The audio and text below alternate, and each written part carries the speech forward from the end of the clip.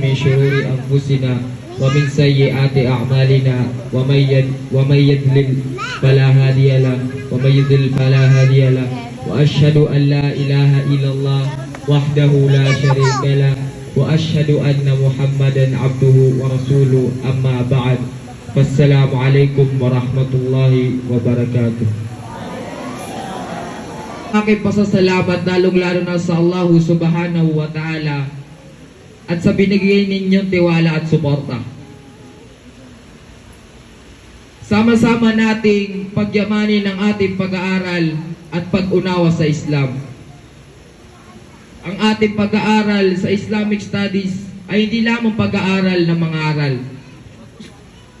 Bagkus ito ay isang paglalakbay tungo sa mas malalim na pagkilala sa ating pananampalataya at sa ating sarili bilang mga Muslim. Layunin nating maging mabubuting Muslim sa lahat ng aspeto ng ating buhay.